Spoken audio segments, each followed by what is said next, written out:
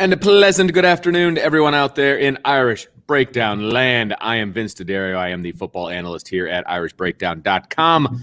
And with me, I won't say as always because you weren't here yesterday, but you're here now, and that's what matters. It's Brian Driscoll. He's the publisher at irishbreakdown.com.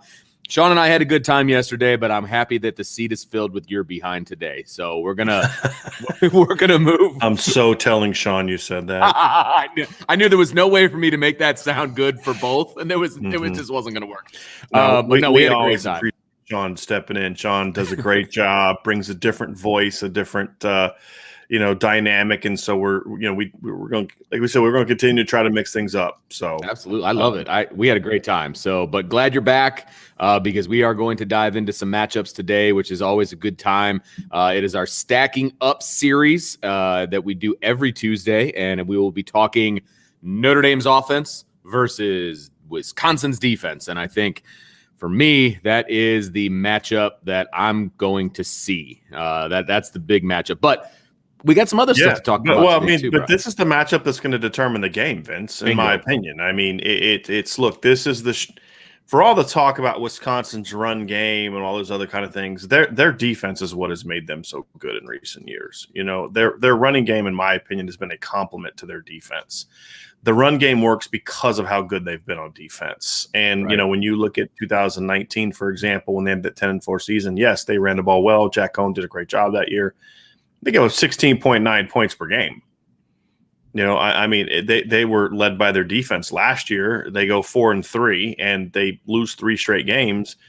And in 2 of those games, they gave up 17 points in one, 14 points in another. Right. This is a team that has been fueled by its defense. And look, their defense gave them every opportunity to beat Penn State in the opener. I mean, they flat out dominated Penn State in that game. It's just Penn State couldn't. Wisconsin's offense couldn't do anything. So right. Wisconsin in 2 games is yet to give up 300 yards of total offense. And that's my thing is Wisconsin's defense. This is a team with 2 really good defenses. Okay. Mm-hmm. And I feel like they almost cancel each other out a little bit as I'm looking big picture. So you got 2 really good defenses and you've got 2 offenses where Notre Dame's they are not consistent. Look, I will absolutely say that. But Wisconsin's is not high scoring at all. And I think that's my issue is that I see a Notre Dame offense where they're going to back themselves into some big plays. I just feel like that their guys are going to back themselves into some big plays. And I don't know that Wisconsin can do that. I don't know that they're not really big play oriented. So they're going to have to, grind it out, drive it on.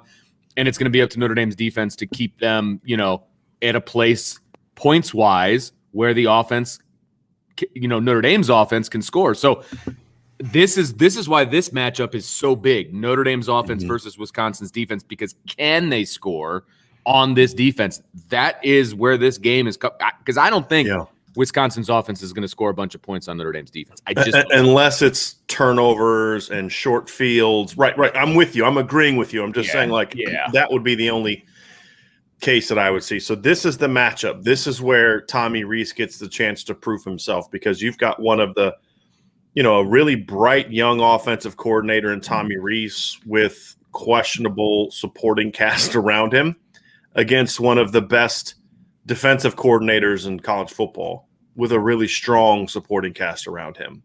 That's the concern in this matchup. Now, sure, Vince, let's dive into we're going to add a different wrinkle to this. And very well received wrinkle, forward, by the way. And it is going to be, we're going to kind of incorporate the recruiting comparison into this breakdown because, a lot of people like to talk about recruiting rankings and all those type of things. And so that's what we're going to kind of kick off with today. But before we do, yes, nailed it. We do have Super Chat. Yes, we do. Patrick Quinlan.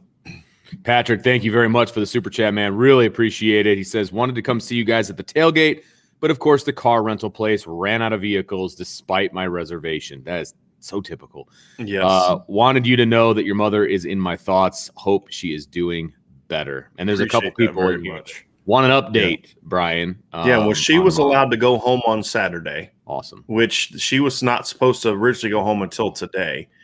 So she's still battling with the thing that ails her, but there's a lot more positive view. They're going to hopefully be able to kind of run some more tests here in the next couple weeks, and then surgery is likely at some point in time. So the odds are pretty darn good that she will not be able to come to the USC tailgate either.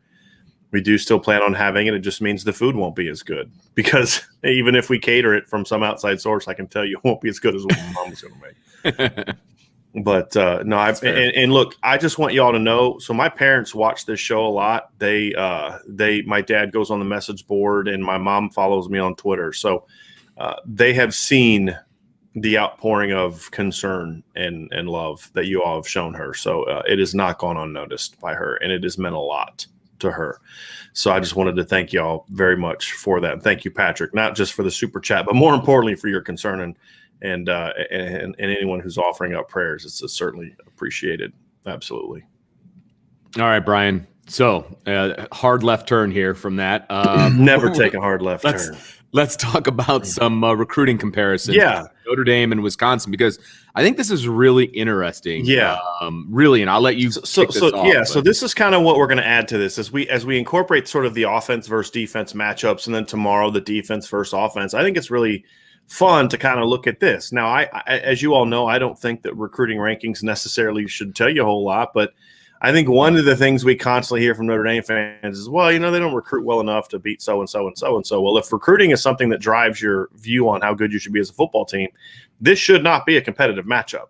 Correct. I mean, Notre Dame has 9 players in its starting lineup on offense that were 4 or 5-star recruits. 1 5-star, 8 4-stars, and then, of course, Jack Cohn being a 3-star, and then Kane Madden was not ranked. He was a walk-on at Marshall.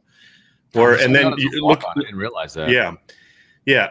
Then you look at what the reserves are, right? You've got 2 top 100 players coming off the bench, 2 other freshman receivers who clearly aren't ready to play more than 1 snap a game at Notre Dame right now, but we're borderline top 100 players. You got George Takos as a 4-star recruit at tight end. Kane Barong was a 4-star recruit at tight end. He's not mentioned in here. And then you look at Wisconsin's lineup, and there's 2 4-star players. Both of them are linebackers. Nate Herbig was a high school teammate of Jordan Pizarro, and then Jack Sanborn. The rest of their lineup are 3, and then there's 1 2-star player. And so when you look at it, you say, well, boy, from a recruiting ranking standpoint, these guys should not be very good. I think what I would say is this just tells you how good the Wisconsin defensive coaching staff is, because a lot of these guys are not going to be like big-time NFL draft picks. They're not. Right. There's not a lot of future. There's no J.J. Watt sleeper in this group, right? There's good football players, right? Leo Chanel's a good football player. Jack Sanborn, Noel Burks, Isaiah Mullins, and Scott Nelson. There's a lot of good football players on this list. None of them are guys that are, like I said, there's no Isaiah Foskey over there. There's no Jason Adamiola. There's no Kyle Hamilton over there. What this is a really well-coached, tough, fundamentally sound group going against at Notre Dame what is a talented but the exact opposite, in my opinion. Not an incredibly well-coached offense from a technical standpoint. I think the schemes are outstanding, but from a technical standpoint, group that has questionable development from a coaching standpoint at some positions. I don't have that question at running back, but I do have that question at other positions. So that adds even more intrigue into this list, Vince, because if you're, like I said, if you're a recruiting rankings person, right, this is not a contest that should be overly competitive. Well, I mean, so this is kind of like the on paper version of this, right? Mm-hmm. From a recruiting standpoint. And you're right, it is night and day. I mean, just looking at the numbers and then looking at the rankings of those numbers, I mean, they're all triple digits, some 4-digit, rankings for some of these guys. Yeah. And Notre Dame has 9 players on that list, Vince. So I'm sorry to interrupt. I just want to get this in there to your point, because it adds to your point. There are 9 players on that list for Notre Dame, starters and backups, who are ranked higher than the highest ranked guy at Wisconsin. There you go. 9. Right. That says it right there. And so that's, to me, that's an indictment on the coaching staff. From a development standpoint. I think it also speaks to, to be completely honest with you, recruiting rankings don't always tell you the story. Well, that's fair. With all due respect, Faion Hicks isn't a guy that shouldn't have been ranked as the 1,400 player coming out of high school. Or they found a guy that maybe at the time should have been ranked there, but he had a ceiling that could allow him to be an even better player. I think it speaks to their ability to evaluate and find good football players. Right. And it goes to show that, football players aren't always guys that Rivals and 247 and ESPN think are great players. That's why you have to trust coaches as well. So, there are guys that were good football players that Wisconsin was able to go find that maybe don't have the size or the speed or this, that, and the other thing. And then they fit them into a system and they coach them up like crazy. But I do think, to your point, Vince, I don't think anyone should be arguing that Wisconsin's going to put a more talented team on the field on Saturday. In this particular matchup, it's more about Wisconsin's going to put will Wisconsin put a better coached, better prepared, and harder playing unit? That's the question. It's that last one that worries me. The harder playing, and it worries me in the trenches. And obviously, we're going to get to that. But of those three, categories that you just named off, it's the final one that it worries me the most in this matchup.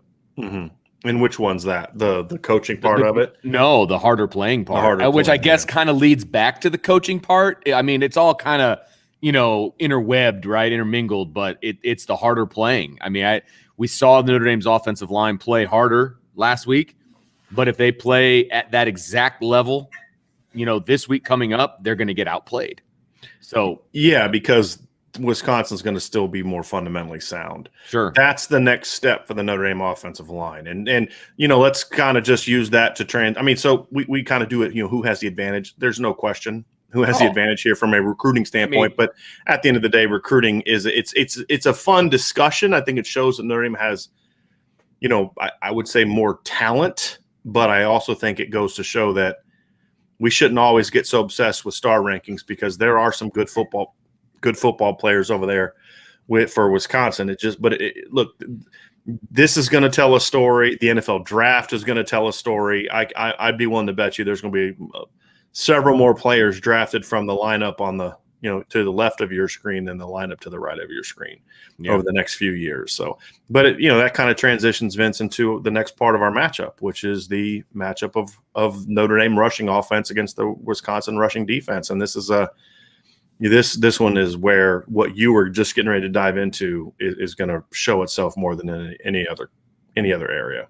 Well, and again, Notre Dame's scheme for running the ball is not complicated at all. It's a scheme where you need effort and you need fun to be fundamentally sound. That's really all there is to it.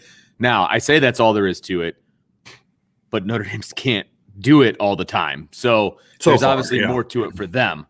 But when I watched Wisconsin play and I saw the manner in which their front seven played against Penn State, they brought 4 and 5 guys a lot. And they brought that fifth guy from a myriad of places. Mm-hmm. And there were many times where that guy came loose. And that was against Penn State's offensive line. And that scares me. Which is a very veteran group. Right. That scares me about Notre Dame's front. And if they're going to be able to pick up some of that. There was a lot of delayed blitzes. There was a lot of where the end would occupy the tackle, and then the outside linebacker would come around the outside untouched and for a sack. They're one of the better run blitzing teams in the country. Yes, and it's very clear. And they hide it very well too. I mean, they're just really, really good at it. Now, what we're talking about is it's some people call them stunts. I call them blitzes because I don't think blitzes are just for passing downs. Sure. Because you don't always know if they are going to run or pass on most first and second down plays. A run blitz or a run stunt is essentially it's their opportunity to say, okay, we're going to attack your gaps and make sure that we can get gap integrity or even again they want to get penetration in a lot of instances with bringing different guys. Being a 3-4 team in Wisconsin is a 3-4 team, and they are a traditional 3-4 team, and at least in the front three events, and that they got big boys that are going to eat up blocks. And then that allows their linebackers to play downhill and play fast. And so that's certainly something that we're going to see. Their defensive line, their starting defensive line, Matt Hennison is 291 pounds. Isaiah Mullins is 297. Those are their defensive ends. Their nose tackle, Keanu Benton, is 317 pounds. Their second string offensive line, their quote-unquote small guy is Rodis Johnson, who's from Michigan. That is a name a lot of people that follow Notre Dame recruiting are going to remember. Notre Dame did look at him There was a time when it looked like Notre Dame was going to get him, but they went in a different direction and brought in some different players and ended up getting better players, in my opinion. He's 286. He's their small guy in their rotation. They also have Bryson Williams, who's 291, and James Thompson, who's 6'5", 290. So they're very big up front, and their goal is to be physical, is to come off and hit you right in the mouth, try to reset the line of scrimmage in their favor, and then they're going to bring their 3-4 linebackers from all over the place. As you mentioned, Vince, sometimes it's going to be the two outside guys will just kind of crash, and so the defensive ends will sort of slant inside. Then occupy the B gaps, and then those outside guys will come off the edge. The nose tackle tries to occupy the A gaps, and then that allows the linebackers to go free. Other times they will drop one of the edge players, or they'll just have those edge players sort of, set the edge. So stay outside if they need to drop for pass. If there's a pass drop, they'll drop, but they're just kind of setting inside.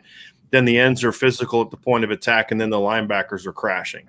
Yeah, or maybe just have one linebacker crash. They will also slant, so they'll kind of slant one way and bring the linebackers another way. It's very creative, and it's creative in a very sound manner. That's the thing that I like about it is they're not a team that they're exposed to big plays because they're bringing so many guys. It's a really sound, aggressive defense. And they have, even their linebackers are big, Vince. Leo Chanel's their inside linebacker. He's 261. Jack Sanborn's 236. Noah Burks, who's sort of their, he's kind of more of their field outside guy, and he's sort of their, he'd kind of play almost the role of like a big end in the traditional 4-down. Is 245, and then Nate Herbig is sort of their version of a Viper, I guess, if I'm trying to make it, boundary kind of guy. He's 227, a little bit more athletic, rangier guy. But their whole thing is geared towards stopping the run, and they've been really good at it so far. What I noticed when I was watching film is they may leave some holes in the passing game when they're bringing their front seven and doing different things with the front seven, but they leave no holes in the run game. And since we're talking about the run game, that's what I want to focus on. They're very fundamentally sound as far as plugging every gap and doing it from different directions and doing it from different angles and changing the eye level of the quarterback and the offensive line and things of that nature. They're very good at that.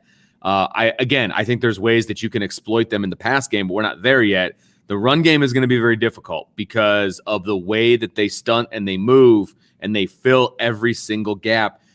And they don't, at least I didn't notice it in what I was watching, they don't give up the edge very often. They are very good in contain. They're very good at setting the edge. Whatever terminology you want to use, they're pretty darn good. They want to funnel everything back inside. Yes, absolutely. Right. Absolutely. And you can see it in the numbers of their look in 2019, for example, the last time they had a full season, you had an outside linebacker and an inside line. Outside linebacker led their team with 19 and a half tackles for loss. That was Zach Bond. He played a lot of physical football and was a really good player. But then Chris Orr was an inside linebacker. He had 14 tackles for loss. And then Jack Sanborn, who at the time I believe was a sophomore, had 9 tackles for loss. He had 23 tackles for loss from their inside linebackers. 2018, their two leading tackle for loss guys were their 2 inside linebackers, 11 and a half and 10 tackles for loss. Now, these aren't super athletic guys. They're good football players, don't get me wrong. But they plug. The year before that.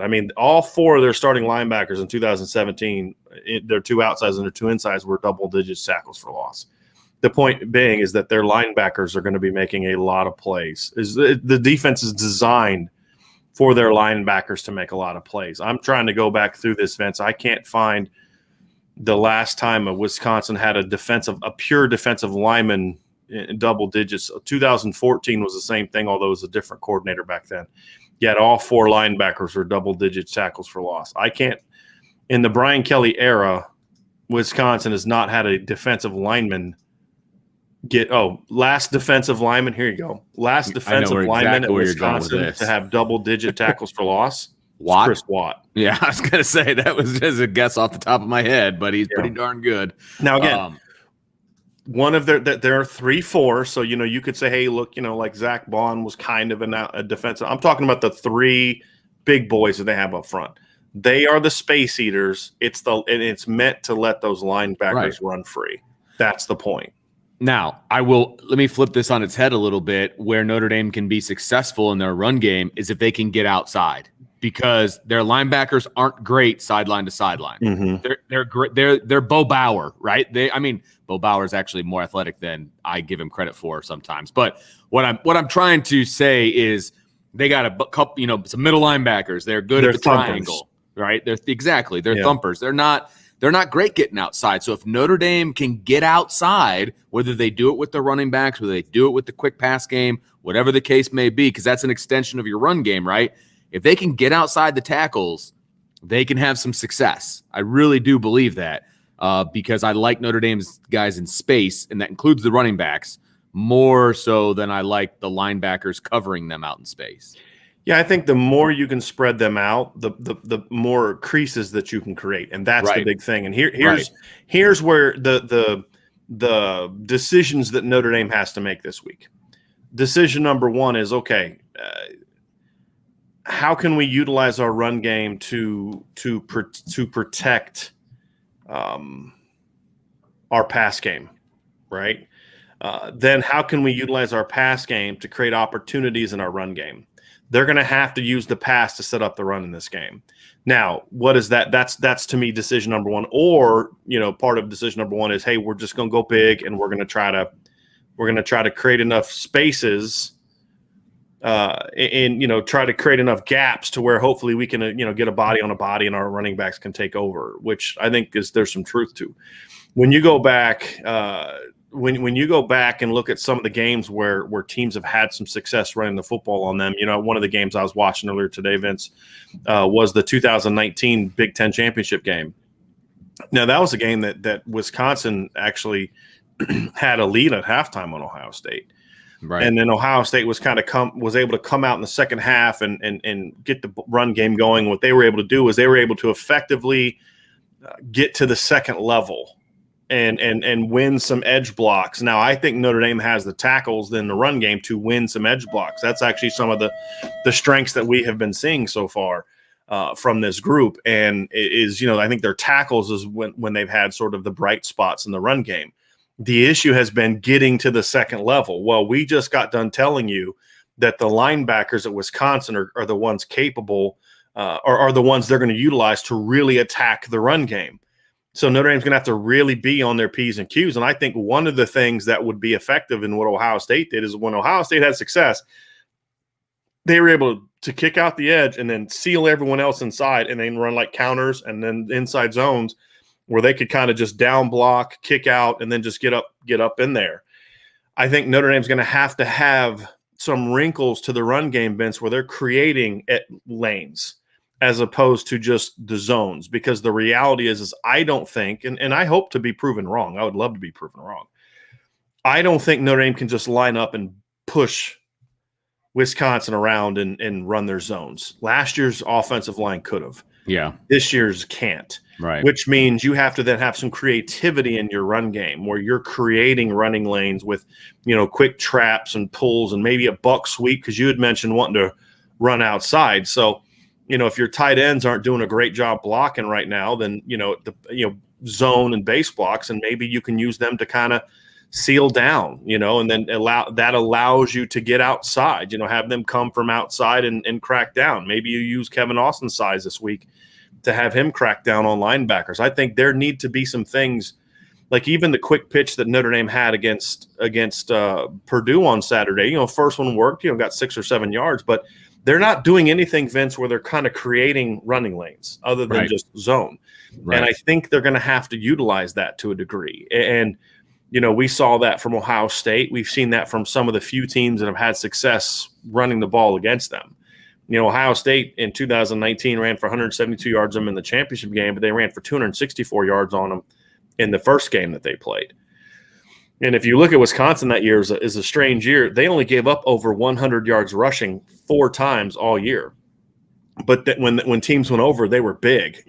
Ohio State went for 264 and 172, and then Nebraska went for 273.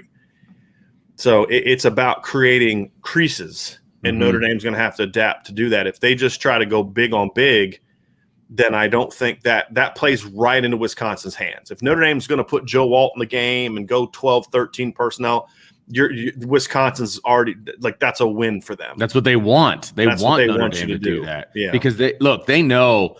And again, we're going to get to this when we get to the passing side of things, but they know that Notre Dame's got some dudes out on the outside. And I don't care what anybody says, Notre Dame's dudes are better than the secondary that Wisconsin has. And so they want Notre Dame to run the ball. They 100% want Notre Dame to run the ball because what do you do? Again, I've said this 100 times. What do you do when you're the coordinator? You pick out the weak spot and you go after it. Well, it doesn't take a rocket scientist to look at Notre Dame's offense and realize the weak spot is the offensive line. So you're going to add a couple guys to that offensive line and in the form of tight ends, and you think that that's going to stop our run defense? Okay, let's go. Like that's what we want you to do. So I feel like Notre Dame would be playing right into their hands if they go that route, and I would be very disappointed if that was the case. Now, if they think that they want to pick up a yard or two, and it's Brian Kelly talked about those times where everybody in the stadium knows you're going to run the ball, and you run the ball, and you still get what you need to get. Okay, if you're confident, okay, but that cannot be the basis for what you want to do to beat this Wisconsin team. It can't be. They have to be able to find a way to run the ball, but they're going to have to do it with more athletes on the field. Yes. Well, like that one, that little pitch thing that Tyler Buckner did, that was designed to get the ball outside. Now, he could have kept it and he could have run depending on what the defensive end did, but that's just an example. It's a replay. Yes, correct. It was an example of a way to get the ball outside quicker. And so it's clear Tommy Rees is thinking about this stuff, which is good. We'll just see what this looks like on Saturday, though. Sorry, Vince. I got locked up. Can you hear me? Yeah. No, I got you. Yes, I didn't hear the last part of what you said. I apologize. Oh, no. I just said that it's on my end. It froze up. Gotcha. I was just saying that it's clear Tommy Rees is thinking about getting the ball to the outside and ways to get his guys outside faster. And I'm interested to see what that looks like on Saturday. Yeah, they're going to have some more wrinkles in this game, Vince. Yes. There's no question about it.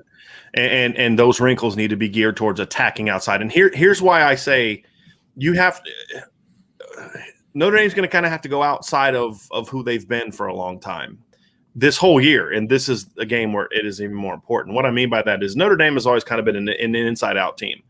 We're going to start off, we're going to run the ball, we're going to inside zone, and we're going to do this, and then we'll kind of work on building outside. That's not who this team is. Nope. You don't have a line for it. And I mean, you just don't have a line for it. I mean, there's no the sentence ends. You got the backs and all. You don't have a line for it right now. Okay, now if that changes and the line starts playing great, fine. But I don't see them going from what they've been the last 3 weeks, all of a sudden looking like vintage Notre Dame offensive line. So you have to prepare for that. You can't keep pounding your head saying this is the week they finally don't stink. You have to say, look, here's who we are. So let's put these kids in position to be successful. And what you need to do is you need to get Wisconsin. Normally, I'm against having teams go left, right. When you're playing a team where you clearly have a speed advantage, you need to utilize that. And the reason I say that is your perimeter screens, which are going to require you to be very physical blocking. You're going to have to use those. You're going to have to put some buck sweeps in there. You're going to have to utilize pin and pull stuff. That's what a buck sweep is. A lineman blocks down, the guy that he's on pulls and wraps around, gets outside. You're going to have to use jet sweeps this week. And again, now that means your tight ends and your receivers are going to have to block their butts off this week. Yeah. They're going to have to be on their game. And if they can do that, that's where Notre Dame can get some advantages. Try to find ways to get Braden Lindsey outside. Try to find ways to get Chris Tyree and Kyron Williams on the field together. Use Chris Tyree on some of those jet sweeps, because if you're able to hit one or two, maybe use him on a reverse. If you're able to get their eyes of the Wisconsin linebackers going like this, and if you can, and you say, hey, look, we can keep crashing our inside linebackers, but Notre Dame's just running outside of us all day. Now, all of a sudden, their linebackers can't crash as hard, Vince. Now that's where you have your advantage of saying, hey, okay, now we can find a crease. We've hit them outside enough with our pass game, with our perimeter screens, with our outside running plays, our outside zone. Not stretch, because stretch ain't working because they're not physical enough. I'm talking pure, like get a really good outside zone. They're the same play. Stretch for me is just so people understand. Outside zone and stretch are the same play. For me, it's different because one is sort of a lateral where the guy's trying to get outside. The other one is kind of like a pistol eye thing where you're actually getting more downhill.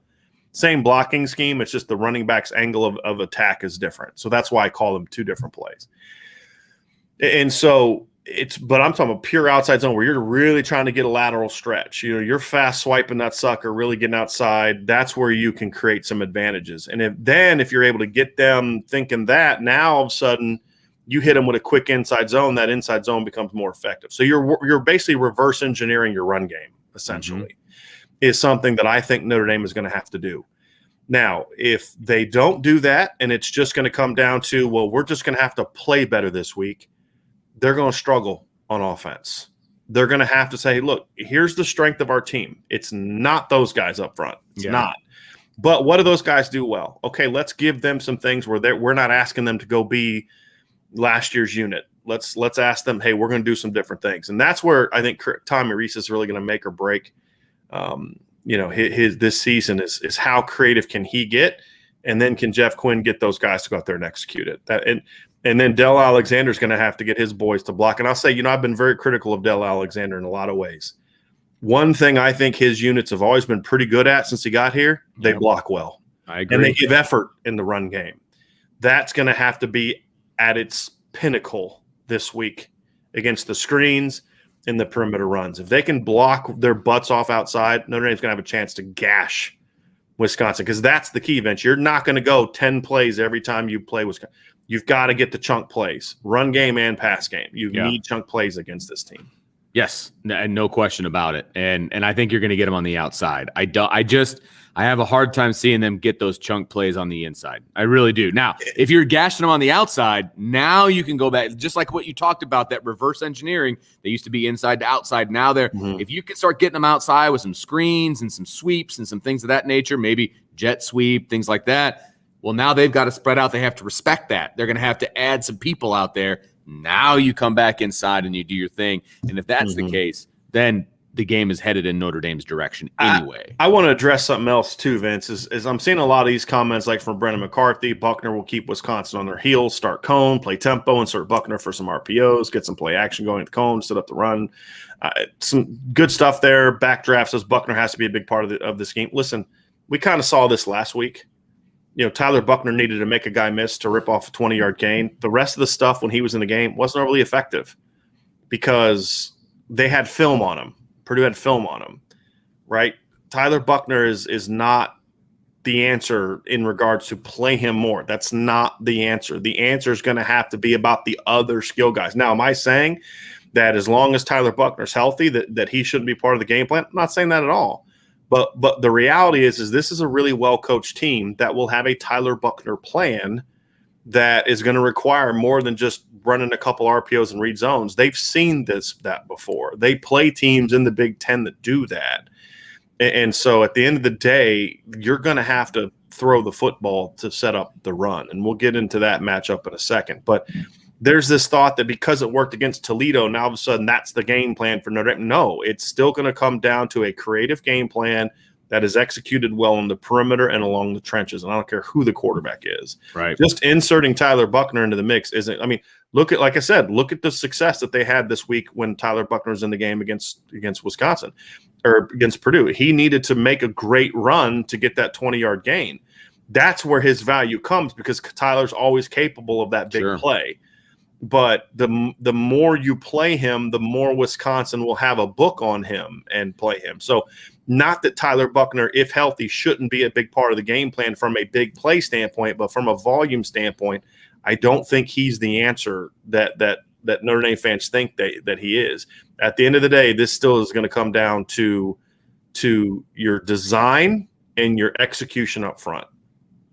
That's what this is going to come down to. I don't care who the quarterback is. Well, just to touch on the Tyler Buckner thing, I mean, everybody does remember that he went out with a hamstring. That's what worries me, is because hamstrings linger. That's all I'm saying. Look at Braden Lindsey, right? It was hamstrings, right? It was those are issues. So what I don't want to see is Notre Dame rush him back in. They won't. And injure him longer in the season. That's just my my they 2 won't, cents to the whole because if thing. he's not healthy, they won't play him because it takes away from what makes him effective. Exactly. At this point. At this point, that's exactly right. Now, again, I want people to understand I am not anti-Tyler Buchner. Me neither. I think Tyler Buchner's a phenomenal player.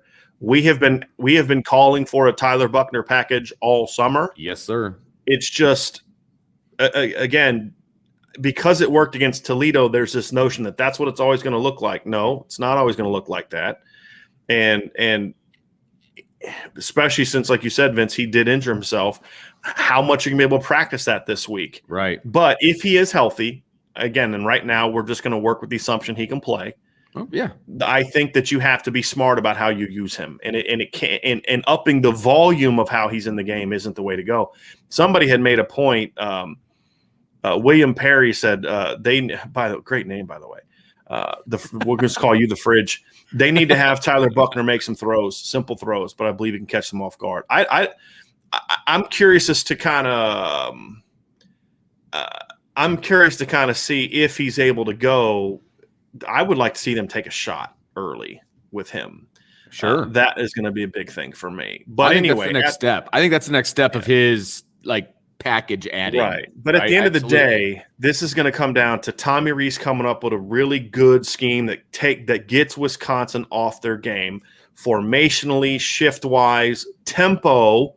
I'd love to see some tempo. I would love that too. Attack the perimeter, work outside in, kind of flip things up a little bit, work outside in, because Wisconsin is not prepared for Notre Dame to work outside in. They think Notre Dame's just going to do what they do because that's what Notre Dame's done so far. Yeah.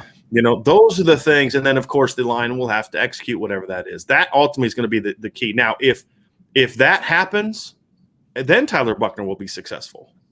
But just like putting this all on Tyler Buchner's shoulders, he's like this – the second coming of John Elway. Well, John Elway got his brains beat in for several years with the Denver Broncos because his offensive line stunk, right? John Elway didn't win a lot of games at Stanford. You still need to have those dudes around you. And whether it's Tyler Buchner or Drew Pine or Jack Cohn or Brendan Clark or whoever else, it's going to be about the scheme and what they do up front. That's going to be the key. And if they can if they can execute up front, be physical, execute, and then have a great plan, then Notre Dame will have enough success. And they don't have to run for 250 yards in this game. They just have to run, in my opinion, Vince, for enough yards to keep them honest, to create some opportunities in the pass game. Because this, to me, ultimately, is where this game is going to be decided. No, there's no question. I love the matchup between Notre Dame's pass catchers and Wisconsin's pass defenders. Now, the key here is giving Jack Cohn some time.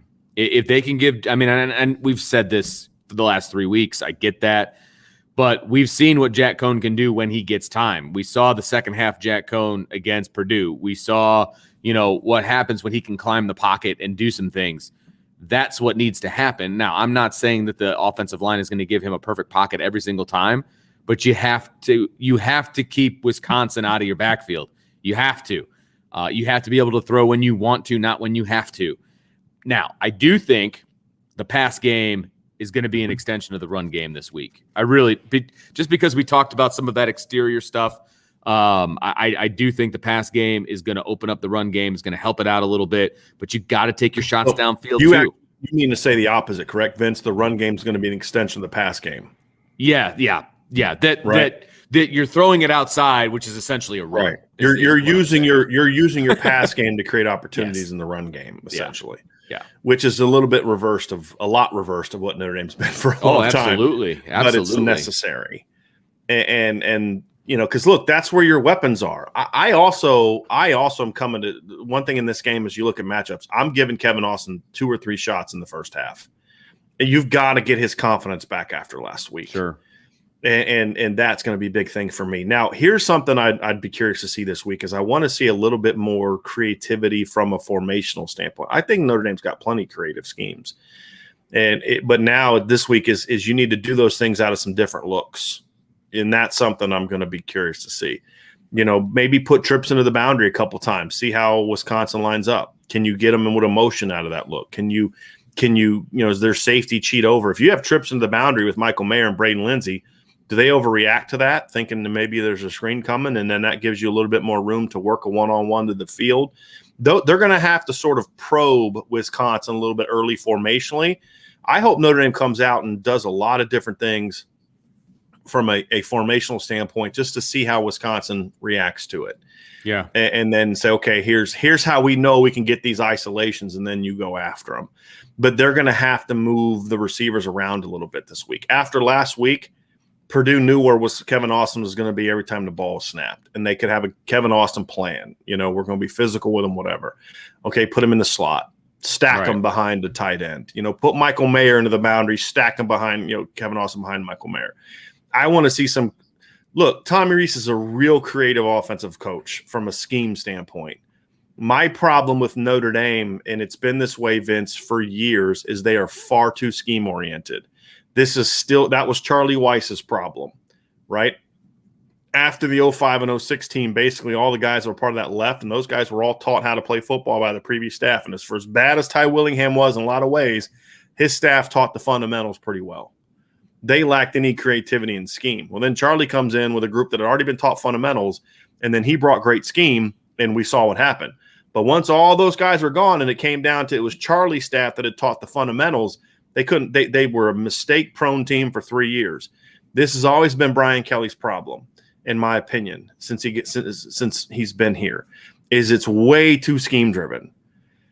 And that's fine. I love scheme. You need great scheme. Sure. But you also need to make sure your kids know how to play it, right? But at the other point of it too is sometimes your scheme has to be you need to be creative with your scheme before the ball is even snapped. And that's where we haven't seen enough. Like, to me, like when they're bunched, what's coming pretty much. These are the pass routes they run out of that. Maybe run some bunch and then attack with some vertical stuff, instead of just always running, the crossers, do some different things this week formationally that's going to keep Wisconsin off balance. Because if you can get Wisconsin off balance early, that's where they're going to have success, Vince. That's where they're going to have an opportunity to really move the ball, really have some success. Because when Notre Dame's pass game is clicking, it's really good. And it's dangerous. Yeah. And Wisconsin is a really well-coached secondary. It's a very experienced secondary. It's not a super athletic secondary. Right. And Notre Dame can have some success. It's a lot like Purdue's. Experienced, not super talented. And if Notre Dame can win some of those matchups on the perimeter, protect the quarterback, give him time, move the pocket. That's another one. They got to move the pocket. They just can't have the quarterback. Look, your pocket's rarely clean. So if the other team always knows you're going to be in the pocket, they have a plan for it. Move the pocket, boot it, roll absolutely. Out, do something to kind of throw off that, run some more early screens. And it can't just always be running back screens because, hey, newsflash, your running backs are really good. And every team you play knows it. They're keen on those guys. Right. Exactly. So maybe you do a free release where you send Kyron Williams just screaming out of the backfield and he just goes right up the seam. You take that linebacker with him and then you run a little tunnel right underneath it to Braden Lindsey, something like that. You've got to have some creativity, know who they're trying to stop and then use that to your advantage. That's something we need to see more of from Tommy Rees because this part of the game right here has to be where Notre Dame has success. Has to be. It's an absolute must. And kind of building off of what you just said, Notre Dame has the advantage here, so they need to take advantage of that advantage. Does that mean okay? But no, I want to see more stuff across, like you had mentioned, because Notre Dame's guys are faster than Wisconsin guys, and so if they're going to go man to man, like we've seen a lot of man to man because teams are coming after the quarterback. If we see that against Wisconsin, let's get a foot race going. Let's have those guys follow Notre Dame's guys across the field. And if they're going to pass off, let them pass off because they're starting from a stopped position to a full speed Notre Dame, skill position, running. I just don't see how Notre Dame doesn't have the advantage there. If you can get Notre Dame's receivers and skill players on the move, I think that you're going to see all kinds of wide open opportunities in the pass game. And I think Jack Cohn is good enough to find the guys that he needs to find if he's given enough time to do so. The other thing is, and you mentioned this in the post-game show, they need to have an outlet. They need to have, when Jack Cohn's getting rushed, so he can get rid of the ball. They need to have that. That needs to be built into the scheme because we haven't seen that enough. We've seen vertical stuff where he can't get rid of the ball. There's nowhere to get rid of it to.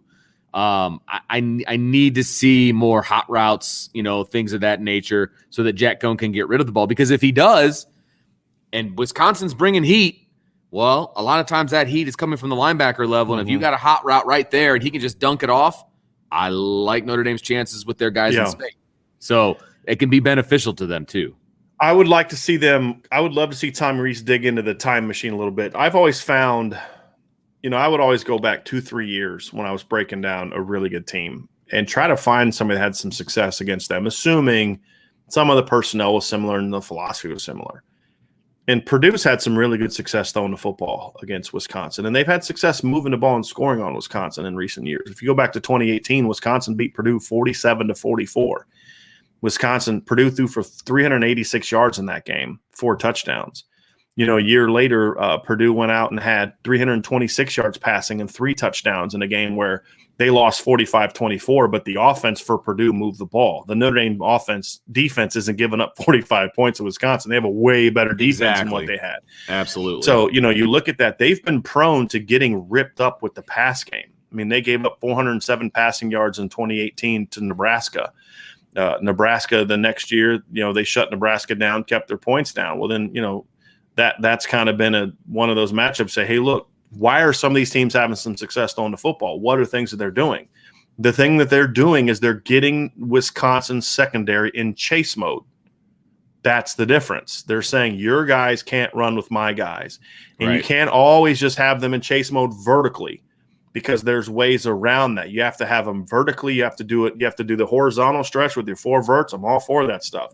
But you have to be able to do flood concepts, which Notre Dame has done. You have to be able to utilize ways to create openings in the middle of the field. One thing I haven't seen Notre Dame do a lot yet, which is a scheme that teams like Ohio State, Oklahoma do, which is what I really like, is they use their running backs to just like fly out on quick wheels and see how teams play it and then start bringing guys from the backside to replace that. So what we're seeing now is Notre Dame's had some success throwing the football to the perimeter to their backs, right? Kyron Williams has made some plays in the screen game, so is Chris Tyree. Chris Tyree had 2 really good gains on swing passes this week, where you just kind of jet just like on a quick dart route from your back, and then you run your tight end on a vertical or a corner or something, and bring Braden Lindsey on and just outrun that guy. And all of a sudden, that linebacker's running with your tight end, the flat defender's running out to the flat, and all of a sudden you've now created an opening over the middle of the field, as opposed to bringing everyone inside when you attack. So when Notre Dame attacks the middle of the field, they kind of bring everybody to the middle. That's been one of the issues. I want to see some things where they run their flood concepts, which are really effective this week, and that's why I'm thinking we may see this. They hit a flood concept for a big play against Purdue. They hit a post out, like a post over top and then an out cut. Now, okay, Purdue's going to see that you've been running smash, which is a hitch, 6-yard kind of stop, and guy will do different things, and then a corner route, so about 12 to 15, and then break outside at a 45-degree angle. That's called smash. It's a high-low concept on the perimeter. When teams are playing that now, they're trying to get that inside linebacker up underneath that corner route to reroute him, and then the safety plays over top and hoping that the corner can kind of come underneath it because Notre Dame's had a lot of success with it. Michael Mayers hit it. They hit it a couple times against Toledo. They hit that concept on Saturday. Purdue's going to have a plan. So you need to know that. And what's my counter to it? Well, one thing we would do a lot of times when we were really good at running smash, Vince, or we were really good at running the post, the post corner, the post out, and the floods and stuff like that, what we were able to do was we would then bring sail routes or cross routes or drive routes from the backside. So when that team would utilize their backers, their inside backers to try to take advantage of the backs and the tight ends, then you bring somebody backside on a speed route that says, hey, now you want to clear out and take that, then we got something for you coming from the other side. We need to see some stuff like that because Notre Dame has the personnel for it. Absolutely. And I think if they do that kind of stuff, that's where I think Notre Dame is going to have – if they can get in space. When Ohio State has ripped them up, it's been you get them in space. When Purdue has ripped them up, it's getting them in space. That's what Notre Dame needs to figure out a way to do. And if they do, then that's how you're going to see this team – move the ball, come up with the big plays, and that's where the run game comes in. because if they start getting that stuff going on the perimeter, then now Purdue has to. Yeah, they've got to go nickel. Wisconsin, they've got to get one of their big. Yeah, I'm sorry. Did I say Purdue? Yeah, it's okay. They have to get one of those big boys out. Now all of a sudden, the field widens. Now you've got that chance to maybe hit Kyron Williams on a quick draw or a quick trap, which people have been talking about, or just the inside zone where there's one less guy to account for Kyron Williams or Chris Tyree. And that's where your big plays can come from in the run game. So that's what we've said. You've got to reverse engineer your offense essentially this week. Yeah. And you got to start outside, start deep, work your way back, outside towards the inside, do some of those different things. Be prepared for them to self-scout yourself. Here's what we've been really good with. Yeah. So now we know Purdue or Wisconsin's going to be prepared to stop that. What can we do to take it? And that's what great coaches do. And, we saw a little bit of that on Saturday against Purdue. We talked about this on the Avery Davis touchdown route. Notre Dame's been having some success with their smash concepts. Purdue was playing the smash. They'd already hit it twice. They'd already hit an outcut twice. So they leaned Avery outside. That guy bit hard, and then he beat him back to the post. Bam, 62-yard touchdown. That's the kind of creativity, the kind of using what they're going to do to stop your best stuff against them to start creating up another opportunity. If we see more of that from Tom Reese this week, Notre Dame's going to have some success, assuming they can protect the quarterback. Well, what I will say before we get into the scoring is I think that's what the identity of this Notre Dame team needs to be. I mean, just based on what we've seen in the first 3 weeks, they're not going to be the smash mouth run team that they've been the past few years. They need to work outside in and that needs to be their identity. And they can be really good at it. I really feel like they could be good at that if they just embrace it. Just embrace that that's who you are. There's nothing wrong with that. You can put a lot of points on the board being that kind of a team. Just embrace it and run with it, literally and figuratively. And I think you could be very successful. And that's what I want to see. So, Vince, before we go to scoring real quick, we did have a super chat from Tommy Guns. We did. See, I just want to draw attention to my Rocco theory. Did you read essentially, it? I did. Okay. So essentially what Tommy is saying, and it's not I don't have it anymore, Vince. I've been bumped. I don't know if you have it up there. Look. But essentially his Rocco theory is that he doesn't think Rocco Spindler's playing because Rocco is playing too aggressively, basically. He's not taking coaching, so he's not. What did he say? He's not refusing to take coaching. Is what it was. Not doing the back pedal, meaning he's trying to block the right way and be physical. He's not doing the back pedal thing, which I thought was very funny, Tommy. So yes, really, really well done. Really good stuff. Good stuff. Yeah. I appreciate the super chat there, buddy. Of course, but yeah, he's too aggressive. He's making the other guys look bad. Yeah, we can't play him. We can't play that guy. That's great. So, Vince, let's go to scoring offense and scoring defense. This is, I would say, run game advantage for me is to Wisconsin. Absolutely. Pass game advantage to me is to Notre Dame, assuming they can protect the quarterback. Correct. And then, of course, it all ties into this. And this is going to ultimately, I think, be the thing that determines the game. Is Notre Dame has gone fewer and fewer points each of the last 3 games. That has to somewhat rectify itself. You don't need to score 40 points to beat Wisconsin, but you have to be. Go ahead. I don't even know if they need to score 30. To be honest with you, I would be happy if they scored 30. Don't get me wrong. I'm not concerned about the points per game. I'm more concerned about the things underneath it. Okay, fair enough. I'm more concerned about the yards per play, the red zone offense, the third down offense, and then turnovers, because you don't need to score 40. I do think look, whether you get to 30 or 40 or not, the key for me is you've got to score early. Because Brian Kelly made one, again, I how much I've talked about how little I listen to what Brian Kelly says in press conferences, but he did say one thing yesterday that I thought was a really smart observation that I hope the team is taking to heart, and that was he kind of compared Wisconsin to Navy.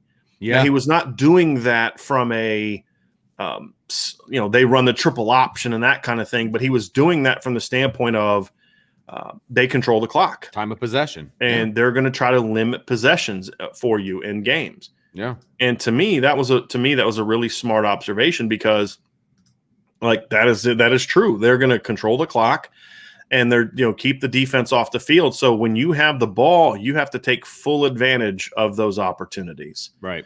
And to me, that's one of those things that makes Wisconsin a really tricky team to defend, because you have to make sure that you can limit those opportunities. So I'll just give you an example.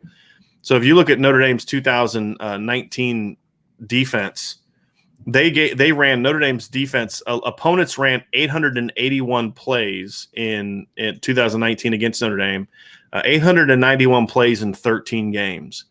For Wisconsin, in 14 games, opponents ran 839 plays. So that's what, 42 fewer plays and one more game. Yeah. They're limiting possessions. They're going to try to control the clock. Sure. So you have to take advantage, which means you got to be great on third down. Right. You cannot turnovers are especially critical against this football team. You have to get 6 when you get inside the red zone. And we talked about in one of our Palm Further review shows, Notre Dame is crossing midfield and coming with points. You can't afford to do that against Wisconsin. When you get across midfield, you got to get points. And I hope that Notre Dame doesn't get into the let's play field position battle, because now you're playing into their hands. I'm not saying going for it on your own 45, but be aggressive when you get across midfield. Take your shots, try to get points, try to get scores. Because if you can move the ball on them, if you can be good in the red zone, if you can be good on third down and protect the football, I do think Notre Dame can get the points they need to do to win this game, in my opinion. And that's going to be the key for me. Well, and a big thing is when they get in the red zone, they got to score touchdowns. And I believe last week they got into the red zone twice. They had 2 field goals. Mm-hmm. I don't know that that's going to work this week, because Brian Kelly also said, touchdowns are at a premium. Yeah, you're right, and you need to score them. When you get the opportunity, you need to put it into the end zone. You can't kick it between the uprights. Mm-hmm. I like Jonathan Dorr, but I don't want to put the game on his shoulders just yet. I'm not ready for that. He kicked the game winner against Toledo, great, but that one that he had against Purdue that he missed was really, really, really bad. So for whatever reason, but besides that, just from a scoring standpoint, obviously you want to be in the end zone more. You can't settle for field goals when you get into the red zone. Not against this team, you can't, because you're not going to get that many opportunities, in my opinion. So. I know that Notre Dame has the opportunity to hit some big plays, and that's great. But if you get into the red zone, you have to convert it to touchdowns. Right. And they've got to be better on third down. And look, I think there's this notion that Notre Dame's going to shut Purdue down or Wisconsin down. And I mean, yeah, maybe, but the defense played great against Purdue, but it still has a lot to prove to me. And I don't think Notre Dame can be in a position where they're just going to assume they're going to hold Purdue to 13 points. If you go back and look at 2019, the last time Purdue played a full season, Vince, they played 14 games that year. In 9 of those 14 games, they scored at least 27 points. Yeah. They scored 49 that year, 61, 35 in a win over Michigan, 48, 38, 37, 45, 38 on a road game at a top 10 Minnesota team. And then they scored 27 in the Rose Bowl against Oregon. Oregon needed 28 points to beat them that year. Yeah. So I think they do need to score. I'm not saying they need to score 40, but they do need to score. Sure. I do think you need to try to get into the 30s, and that's the way that you can ensure that you're going to be able to win this game. Yeah, is if you can get your points up that much. If you're just trying to score 17 or 20, you're probably not going to win this game. Well, I agree with that. I think mid to upper 20s could do it. If you hit the 30s, I think that's a win for Notre Dame. Yeah, that's how I feel. I feel like if they can hit 30, they win the game. It all comes down to what they do early.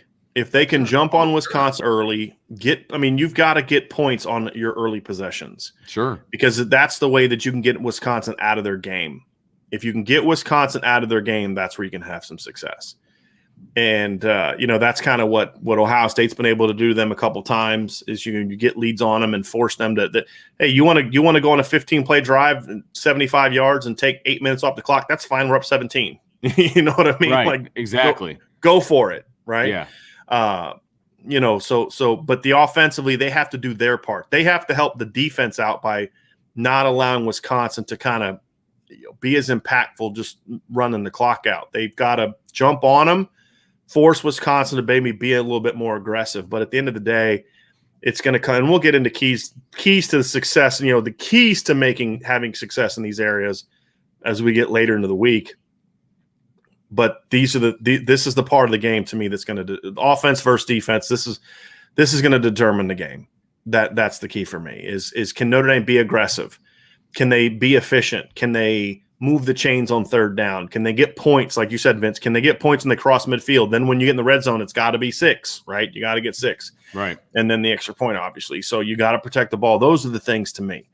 And at the end of the day, I think Notre Dame has the talent advantage. I think Wisconsin has the coaching advantage. Can the Notre Dame staff even that up? If they can even that up, and if this is a game where you're like, man, Notre Dame was really prepared for this game schematically, fundamentally, toughness-wise, then I think we're going to see this offense have a good day. But that at the end of the day, you mentioned at the very beginning, that's the concern, is can they match up from a coaching standpoint? If they can do that, Vince, then I think they're going to have a shot to have some success. So you ready to give your advantage here? Yeah, I mean, to me, no, I'm not, because I just don't know if we've seen enough from Wisconsin. Okay, that's my problem. Wisconsin's played a Penn State team in the opener, and they did well there. Then they played Eastern Michigan. I mean, they completely dominated Eastern Michigan. I don't know if we've seen enough of them. I mean, they held them to, they held Eastern Michigan to what? It was 7 points and under 100 yards, right? So I'd probably lean towards Wisconsin right now, simply because of what we mentioned. Physical, the Notre Dame's inability to run the ball, plus not being able to protect the quarterback, is why I'd probably lean towards Wisconsin right now if I had to give an edge. But I think Notre Dame has the better players. Sure. Right now, I have more confidence in the Wisconsin coaching staff. If that flips and that advantage is negated on Saturday, then Notre Dame not only wins this matchup, they're going to surprise people.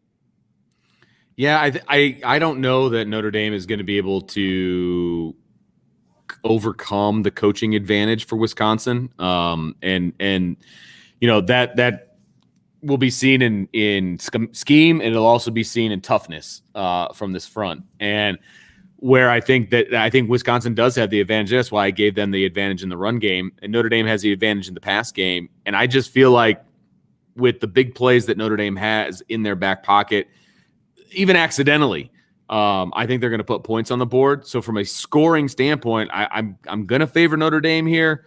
But if that front just makes Jack Cohn's life, a living hell, then obviously that's not going to happen, which is absolutely possible. I could see this game going both ways. I could see it being, Wisconsin's living in Notre Dame's backfield and Jack Cohn just can't get anything accomplished. And I could also see it where they get a couple big plays and then Wisconsin's playing on their heels and they've got to adjust and Notre Dame just pulls away. I could see it both ways. I really could.